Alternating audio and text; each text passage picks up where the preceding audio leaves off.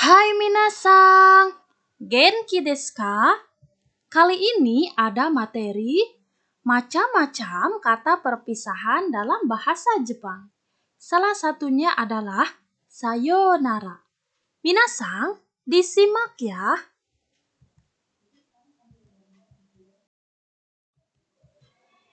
Kita tentu sangat familiar dengan penggunaan kata sayonara. Meski tidak terlalu fasih dalam berbahasa Jepang, sebab kata perpisahan ini seringkali dinyanyikan pada lagu anak-anak berbahasa Indonesia. Akan tetapi, kebanyakan orang mungkin hanya sekedar menyanyikannya tanpa memahami makna mendalam yang terkandung pada kata perpisahan berbahasa Jepang tersebut. Pengucapan kata perpisahan dalam bahasa Jepang tidak sesederhana ketika menggunakan bahasa Indonesia. Orang Indonesia akan lebih sering mengucapkan selamat tinggal pada lawan bicara saat akan pergi. Namun, ketika mempelajari bahasa Jepang, pembelajar akan menemukan berbagai kata perpisahan dengan makna yang terkesan mirip. Macam-macam kata perpisahan dalam bahasa Jepang. Dalam bahasa Indonesia, orang-orang akan mengucapkan sampai jumpa atau selamat tinggal ketika bepergian.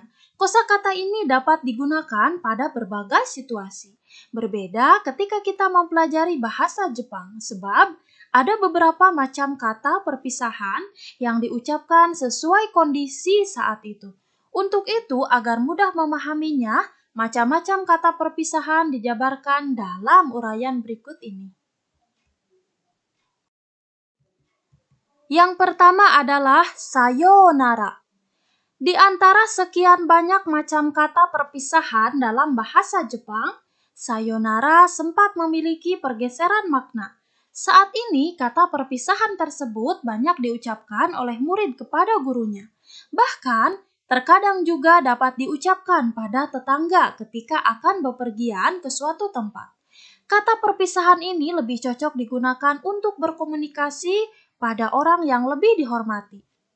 Yang kedua, itterasai. Orang yang ditinggalkan saat berpisah dapat mengucapkan itterasai sebagai ungkapan selamat jalan. Sebab kata perpisahan ini merupakan jawaban bagi penggunaan ittekimasu yang berarti saya pergi. Seringkali kata itterasai diucapkan oleh ibu atau anggota keluarga lain untuk mengantarkan anaknya saat akan berangkat sekolah maupun bekerja. Yang ketiga adalah soreja. Kata perpisahan ini memiliki makna sampai jumpa atau bisa juga berarti permisi. Soreja termasuk kata perpisahan singkat yang sering dipakai ketika berkomunikasi. Biasanya diucapkan pada teman akrab untuk mengakhiri percakapan yang sudah terjadi. Adapun bentuk formal dari soreja yaitu soredewa, yang mana umumnya diucapkan pada orang yang lebih tua. Yang keempat, otsukare sama deshita. Penggunaan deshita mengarah pada hal-hal yang telah terjadi di masa lampau, sehingga otsukare sama deshita menunjukkan ucapan perpisahan yang memuat rasa terima kasih serta apresiasi untuk orang lain.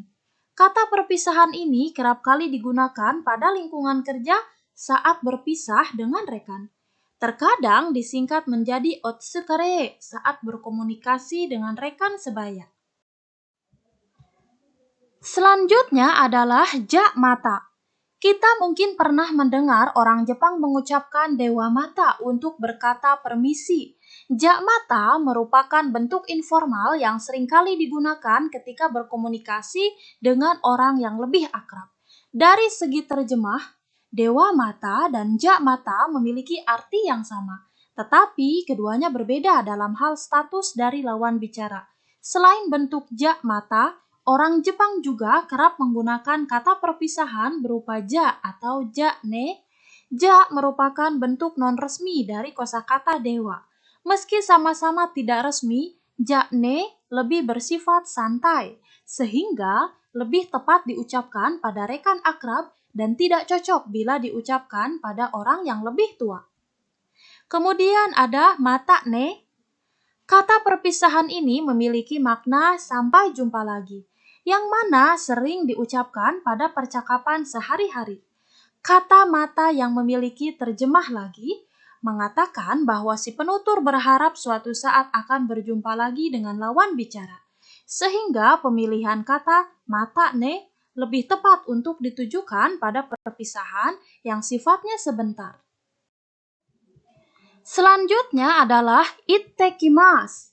Kata perpisahan ini apabila diterjemahkan memiliki arti saya pergi dulu, yang mana akan lebih cocok diucapkan saat hendak keluar rumah. Situasi yang paling sesuai untuk menggunakan kata ittekimasu yaitu saat seorang ayah akan pergi bekerja. Selain itu, ittekimasu juga seringkali diucapkan anak pada orang tuanya ketika berangkat ke sekolah. Dengan demikian, penutur kata perpisahan ittekimasu adalah orang-orang yang akan bepergian. Sebab kosakata ini sebenarnya sangat cocok disandingkan dengan kata perpisahan iterasai yang dipelajari sebelumnya. Tetapi bepergian yang dimaksud pada ittekimasu sifatnya sementara. Sebab orang yang berpamitan nantinya juga akan kembali ke rumah ketika sudah pulang kerja atau sekolah. Minasang selanjutnya adalah asal-usul pengucapan kata sayonara. Kata perpisahan ini bila dijabarkan terdiri dari bagian sayo dan nara, yang mana dapat bermakna demikian atau begitu.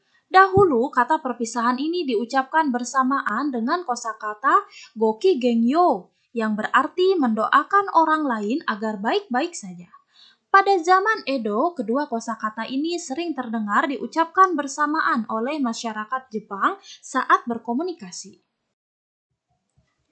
Contoh penggunaan kata perpisahan dalam kalimat. Upaya menguasai bahasa Jepang dapat dibangun dengan mempelajari beberapa bentuk kata perpisahan, agar mudah pembelajar dapat memahami contoh kalimatnya terlebih dahulu beserta maknanya. Dengan demikian akan lebih terbiasa ketika mengucapkannya langsung pada lawan bicara.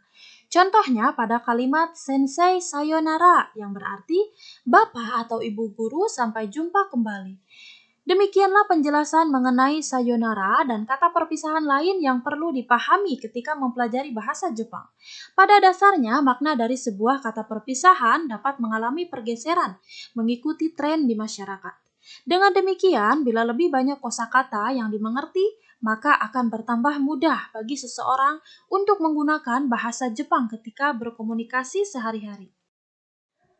Minasang, untuk materi hari ini saya akhiri ya. Jika ada pertanyaan dan masukan silahkan kalian tulis di komentar. Sekian dan terima kasih. Arigatou gozaimashita. Sayonara.